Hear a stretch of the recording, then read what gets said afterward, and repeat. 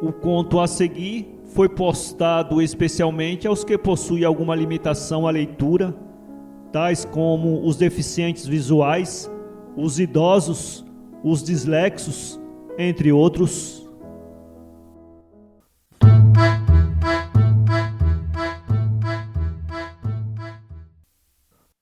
Este livro foi gravado em fitas cassetes, remasterizado e digitalizado nos estúdios da Fundação Dorina Noil para cegos.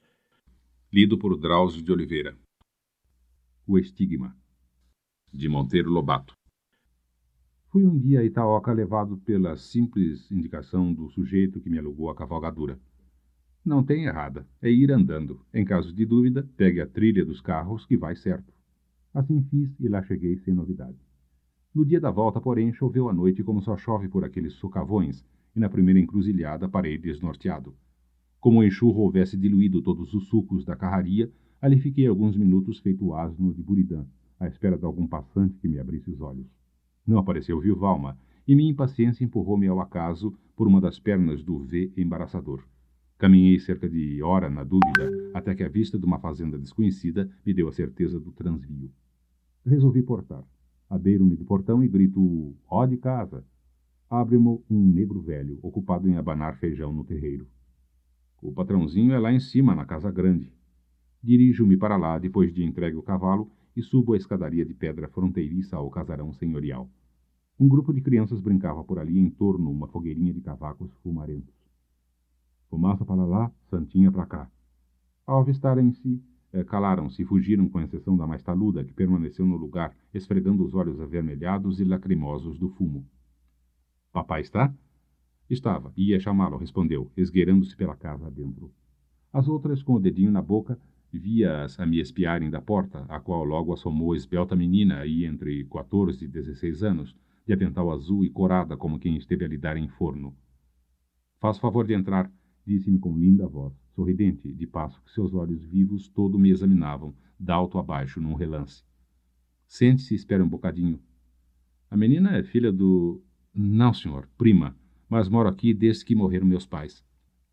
Tão nova e já órfã? De pai e mãe. Tinha 6 anos quando os perdi na febre amarela de Campinas. O primo trouxe-me de lá e... Aqui rangeu a porta e enquadrou-se nela o dono da casa. Reconhecemo-nos incontinenti, com igual espanto. Bruno, berrou ele. Que milagre!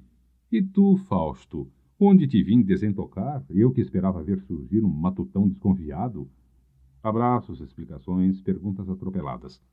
Fausto não cessava de admirar a coincidência. Há quantos anos não nos vemos? 10, no mínimo. Desde a OPA da colação de grau. Como passa o tempo? Pois, meu caro, prendo-te por cá. Já não te vais daqui sem conhecer o meu seio de Abrão e matar bem matadas as saudades. Durante estas expansões, a menina do avental não arredou pé da sala, e eu, volta e meia, regalava meus olhos na linda criatura que ela era. Fausto, percebendo-o, apresentou-ma. Laurita, minha prima. Já nos conhecemos, disse eu. Donde? Exclamou Fausto, surpreso. Daqui mesmo, de há 5 minutos. Farcista. Olha, Laura, vê lá que nos tragam o café para aqui. A menina, ao retirar-se, pôs no andar esse requebro que o instinto aconselha às moças na presença de um homem casadoiro. Galantinha, hein? Disse Fausto, mal se fechou a porta. Linda! Exclamei, carregando com fúria o i. Que frescura, que corado! O corado corre à conta do forno. Estão lá todos a assar bolinhos de milho. Não conheces minha mulher? Família Leme, da Pedra Fria. Casei-me logo depois de formado e vivo aqui alternando 6 meses de roça com outros tantos da capital. Excelente vida, é o sonho de toda a gente.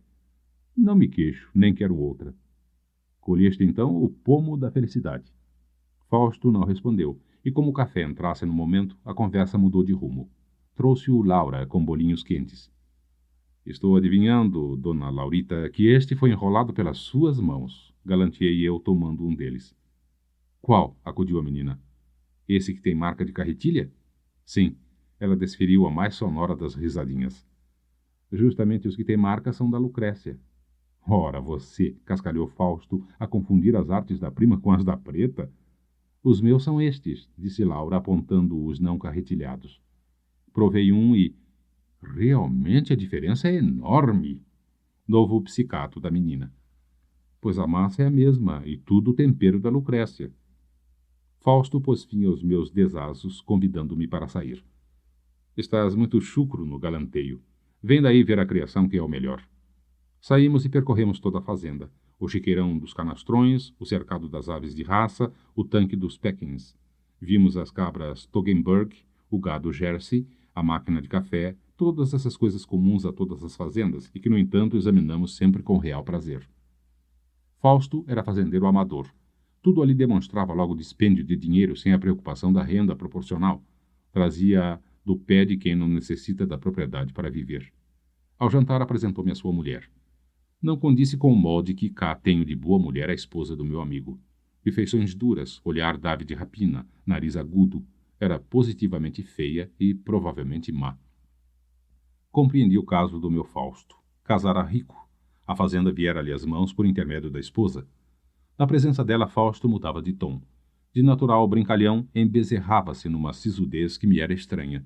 Isso me disse que casaram os bens, os corpos, mas não as almas. Também Laurita se coibia, e as crianças mostravam um odioso bom comportamento de meter dó. A mulher gelava-os a todos com o olhar duro e mau de senhora absoluta. Foi um alívio o erguer-nos da mesa. Fausto lembrara um giro pelos cafezais, e como já estivessem arreadas as cavalgaduras, partimos. Sem demora voltou o meu amigo à expansabilidade anterior, com alegre despreocupação dos anos acadêmicos. A conversa correu por 1000 veredas e por fim embicou para o tema casamento. Aquele nosso horror à coleira matrimonial. Como esbanjávamos diatribes contra o amor sacramento, benzido pelo padre, gatafunhado pelo escrivão, lembras-te? E estamos a pagar a língua. É sempre assim na vida. A libérrima teoria por cima e a trama férrea das injunções por baixo. O casamento. Não o defino hoje com o petulante entono de solteiro. Só digo que não há casamento. Há casamentos. Cada caso é um especial. Tendo, aliás, de comum, disse eu, um mesmo traço. Restrição da personalidade. Sim, é mister que o homem ceda 50% e a mulher outros tantos para que haja o equilíbrio razoável a que chamamos felicidade conjugal. Felicidade conjugal. Dizes bem, restringindo com o adjetivo a amplidão do substantivo. A vista do cafezal interrompeu-nos as confidências. Era setembro e o aspecto das árvores, estrelejadas de florzinhas, dava uma sensação farta de riqueza e futuro. Corremo-lo em parte gozando o prazer paulista de ver ondular por espigões e grotas a onda verde escuro dos cafieiros alinhados. No teu caso, perguntei, foste feliz? Fausto retardou a resposta, mastigando-a. Não sei. Cedi os 50 e espero que minha mulher imite a minha abnegação. Ela, porém, mais tenaz, embirra em não chegar a tanto. Procuramos o equilíbrio ainda. E Laura? Perguntei estouvadamente. Fausto voltou-se de golpe, ferido pela pergunta. Encarou-me aflito, vacilante em revelar-me o fundo de sua alma. Depois, como atravessássemos um sombrio trecho de caminho, com barrancos acima, avencas viçosas, samambaias e begônias agrestes, disse apontando para aquilo. Sabes o que é uma face noruega? Cá tens uma. Não bate o sol. Muita folha, muito viço, verdes carregados, mas nada de flores ou frutas. Sempre esta frialdade úmida. Laura, é como um raio de sol matutino que folga e ri na face noruega da minha vida. Calou-se, e até a casa não mais pronunciou uma só palavra. Compreendi a situação do meu querido Fausto e não lhe invejei as riquezas adquiridas por semelhante preço. Deixei o paraíso, que assim se chamava a fazenda, com 3 impressões na alma. Deliciosa, a da menina dos bolinhos, no seu avental azul, corada como as romãs. Penosa, a da megera entrevista na criatura feia e má, rica o suficiente para adquirir marido como quem adquire um animal de luxo. A terceira não a define aí qualquer adjetivo espipado. Complexa, sutil em demasia para caber em moldes vulgares. Era o vago pressentir de uma equação sentimental cujos termos, o raio de sol, a face noruega e o meu Fausto, vagamente perambulavam dentro da minha imaginativa, as cabriolas. Nunca tornei aquelas bandas, nem o acaso me fez encontrar disso com qualquer das 3 personagens. Este mundo, entretanto, é uma bola pequenina. Volvidos 20 anos, estava eu parado diante de uma vitrina, no Rio de Janeiro, quando alguém me cutucou as costelas. Tu, Fausto? Eu sim, Bruno. Envelhecera Fausto 40 anos naqueles 20 de desencontro, e o tempo murchara-lhe a expansibilidade folgazã. Enquanto palestrávamos, uma a uma subiam-me à tona da memória as cenas e pessoas do paraíso, a fascinante Laurita à frente. Perguntei por ela em primeiro. Morta, foi a resposta seca e torva. Como nas horas claras do verão, nuvem irradia tapando as súbitas do sol, põe na paisagem manchas mormacentas de sombras, assim aquela palavra nos velou a ambos a alegria do encontro. E tua mulher? Os filhos? Também morta a mulher. Os filhos, por aí, casados uns, o último ainda comigo. Meu caro Bruno, o dinheiro não é tudo na vida, e principalmente não é para raios que nos põe a salvo de coriscos à cabeça. Moro na rua tal. Aparece lá à noite que te contarei a minha história. E gaba-te, pois serás a única pessoa a quem revelarei o inferno que me saiu paraíso. Eis o que ouvi. Quando a febre amarela em Campinas orfanou Laurita, eu, como parente melhor condicionado, trouxe a morar conosco. Tinha ela 5 anos e já prenunciava nas graças infantis a encantadora menina que seria. Eu estava casado de fresco e errara no casamento. Minha mulher, não suspeitaste naquele jantar, era uma criatura visceralmente má. O má na mulher diz tudo, dispensa maior gasto de expressões. Quando ouvires de uma mulher que é má, não peças mais. Foge a 7 pés. Se eu for a refazer o inferno, acabaria com tantos círculos que lá pôs o Dante, e em lugar meteria de guarda aos precitos uma dúzia de megeras. Haviam de ver que paraíso eram, em comparação, os círculos. Confesso que não casei por amor. Estava bacharel e pobre. Vi pela frente o marasmo da magistratura e a vitória rápida do casamento rico. Optei pela vitória rápida, descurioso de sondar para onde me levaria a áurea vereda. O dote grande valia, ou pareceu-me valer, o sacrifício. Errei. Com a experiência de hoje, agarrava mais rele das promotorias. O viver que levamos não o desejo como castigo ao pior celerado. A face noruega. Era exata a comparação. Gélida como nos corria o viver conjugal no período em que, iludidos, contemporizávamos, tentando um equilíbrio impossível. Depois tornou-se-nos infernal. Laura, à proporção que desabrochava, reunia em si quanta formosura de corpo, alma e espírito um poeta concebe em sonhos para meter em poemas. Conluiava-se nela a beleza do diabo, própria da idade, com a beleza de Deus, permanente. E o pobre do teu Fausto, um exilado em fria Sibéria matrimonial, coração virgem de amor, não teve mão de si. Sucumbiu. No peito que supunha calcinado, viçou o perigosíssimo amor dos 30 anos. O vê-la deslizando por ali como a fada mimosa da triste mansão, ora a florir um vaso, ora a ameigar os pequenos, já curando os doentes pobres da fazenda, sempre irradiando beleza, felicidade e graça, foi-se-me tornando a razão do viver. Todas as generosidades e todas as coragens dos anos adolescentes borbulharam em meu peito. Compreendi a minha desgraça. Era um cego a quem restituíam os olhos e que, deslumbrado, via do fundo de um cárcere, através das reixas entrecruzadas, a aurora, a luz, a vida, tudo inacessível. Vitimava-me a pior casta de amor, o amor secreto. Correram meses. Ao cabo, ou porque me traísse o fogo interno, ou porque o ciúme desse à minha mulher uma visão de lince, tudo leu ela dentro de mim como se o coração me pulsasse num peito de cristal. Conheci então um lúgubre pedaço de alma humana, a caverna onde moram os dragões do ciúme e do ódio, o que escabujou minha mulher contra os amásios.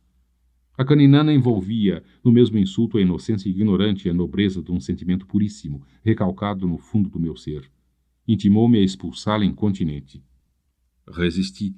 Afastaria Laura, mas não com a bruteza exigida, de modo a me trair perante ela e todo mundo.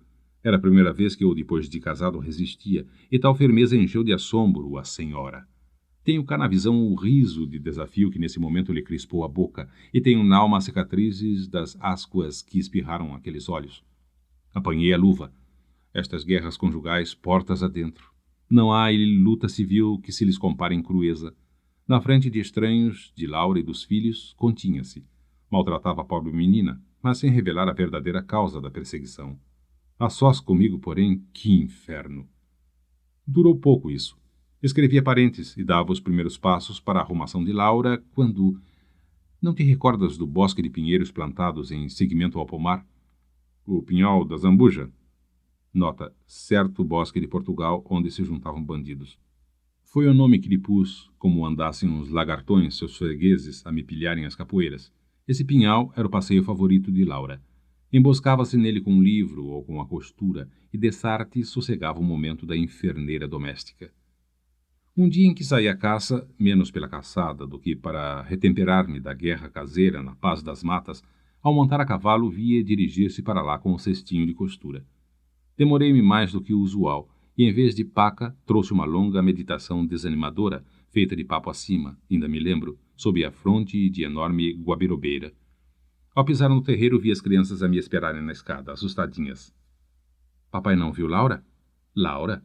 Estranhei a pergunta, e mais ainda vendo aproximar-se a velha Lucrécia, que disse: Não vai ter acontecido alguma para nhá Laurita, patrão.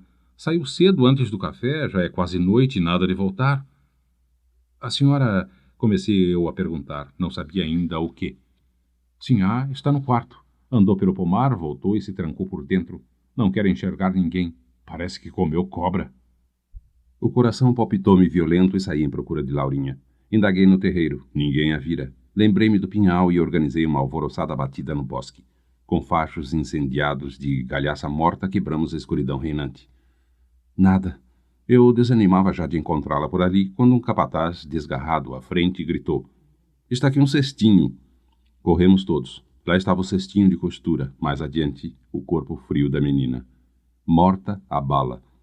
A blusa entreaberta mostrava no entreceio uma ferida, um pequeno furo negro donde fluía para as costelas fina estria de sangue. Ao lado da mão direita inerte, o meu revólver. Suicidara-se. Não te digo o meu desespero. Esqueci mundo, conveniências, tudo, e beijei-a longamente entre arquejos e sacões de angústia. Trouxeram-na a abraços. Em casa, minha mulher, então grávida, recusou-se a ver o cadáver com pretexto do Estado, e Laura desceu à cova sem que ela, por um só momento, deixasse a clausura. Note você isto. Minha mulher não viu o cadáver da menina. Dias depois humanizou-se. Deixou a cela, voltando à vida do costume, muito mudada de gênio, entretanto. Cessara a exaltação ciumosa do ódio, sobrevindo em lugar um mutismo sombrio. Pouquíssimas palavras lhe ouvi daí por diante. A mim, o suicídio de Laura, sobre sacudir meu organismo como o pior dos terremotos, preocupava-me como um insolúvel enigma. Não compreendia aquilo. Suas últimas palavras em casa, seus últimos atos, nada induzia o horrível desenlace. Por que se mataria Laura? Como conseguir o revólver guardado sempre no meu quarto, em lugar só de mim e de minha mulher sabido? Uma inspeção nos seus guardados não me esclareceu melhor. Nenhuma carta ou escrito indicioso. Mistério. Mas correram os meses e um belo dia minha mulher deu à luz um menino. Que tragédia! Dói-me a cabeça ao recordá-la. A velha Lucrécia, auxiliar da parteira, foi quem veio à sala com a notícia do bom sucesso. Desta vez foi um meninão, disse ela. Mas nasceu marcado. Marcado? Tem uma marca no peito, uma cobrinha coral de cabeça preta. Impressionado com a esquisitice, dirigi-me para o quarto. Acerquei-me da criança e desfiz as faixas o necessário para examinar-lhe o peitinho. E vi um estigma que reproduzia com exatidão o ferimento de Laurinha. Um núcleo negro imitante ao furo da bala, e a cobrinha, uma estria enviesada pelas costelas abaixo. Um raio de luz inundou meu espírito. Compreendi tudo. O feto em formação nas entranhas da mãe fora a única testemunha do crime, e mal nascido denunciava-o com esmagadora evidência. Ela já viu isto? Perguntei à parteira. Não, nem é bom que veja antes de sarada. Não me contive, escancarei as janelas, derramei ondas de sol no aposento, despi a criança e ergui-a ante os olhos da mãe, dizendo com frieza de juiz: Olha, mulher, quem te denuncia? A parturiente ergueu-se de golpe, recuou da testa as madeixas soltas e cravou os olhos no estigma. Esbugalhou como louca à medida que lhe alcançava a significação. Depois ergueu-se de golpe, e pela primeira vez aqueles olhos duros se turvaram ante a fixidez inexorável dos meus. Em seguida molhou o corpo, descaindo para os travesseiros, vencida. Sobreveio-lhe uma crise à noite. Acudiram médicos. Era febre puerperal, sob forma gravíssima.